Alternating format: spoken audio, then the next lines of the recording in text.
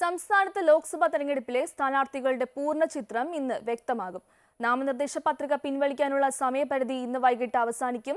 നിലവിൽ 204 സ്ഥാനാർത്ഥികളാണ് സംസ്ഥാനത്ത് പത്രിക സമർപ്പിച്ചിട്ടുള്ളത്. അതേസമയം തെരഞ്ഞെടുപ്പ് പ്രചരണത്തിനായി പ്രധാനമന്ത്രി ഉൾപ്പെടെ കൂടുതൽ ദേശീയ നേതാക്കൾ സംസ്ഥാനത്ത് എത്തും. സ്ഥാനാർത്ഥികളെ സംബന്ധിച്ച വ്യക്തത വരുത്താനുള്ള അവസാനവട്ട തയ്യാറെടുപ്പിലാണ് തെരഞ്ഞെടുപ്പ് കമ്മീഷൻ. 290 പേരാണ് സംസ്ഥാനത്ത് നാമനിർദ്ദേശ പത്രിക സമർപ്പിച്ചിരുന്നത്. ഇതിൽ 86 പേരുടെ പത്രിക തള്ളി. ഇനിയുള്ളത് 204 സ്ഥാനാർത്ഥികൾ. നാമനിർദ്ദേശ പത്രിക പിൻവലിക്കാനുള്ള അവസാന തീയതി ഇന്ന് കഴിയുന്നതോടെ എത്ര പേർ മത്സരരംഗത്തുണ്ടാകുമെന്ന ചിത്രം വ്യക്തമാകും. ഓരോ മണ്ഡലത്തിലും എത്ര അപരന്മാർ ഉണ്ടെന്നതടക്കമുള്ള എല്ലാ വിവരവും ഇതോടെ പുറത്തുവരും. നിലവിലെ കണക്ക് പ്രകാരം ഏറ്റവും കൂടുതൽ സ്ഥാനാർത്ഥികൾ നാമനിർദ്ദേശ പത്രിക സമർപ്പിച്ചിട്ടുള്ളത് കോട്ടയം ജില്ലയിലാണ്, 14 പേർ. കോഴിക്കോട്, തിരുവനന്തപുരം ജില്ലകളിലായി 13 പേർ വീതവും പത്രിക നൽകിയിട്ടുണ്ട്.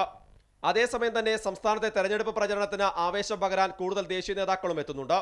അടുത്തയാഴ്ച പ്രധാനമന്ത്രി പ്രചരണത്തിനായി സംസ്ഥാനത്തേക്ക് എത്തും. 2 മണ്ഡലങ്ങളിൽ അദ്ദേഹം പ്രചരണത്തിൽ പങ്കെടുക്കുമെന്നാണ് വിവരം.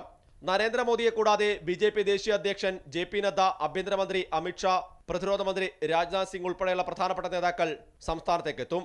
വയനാടിന് പുറമെ മറ്റു മണ്ഡലങ്ങളിൽ കൂടി രാഹുൽ ഗാന്ധിയെ സജീവമായി രംഗത്തിറക്കാൻ തന്നെയാണ് കോൺഗ്രസിന്റെ തീരുമാനം.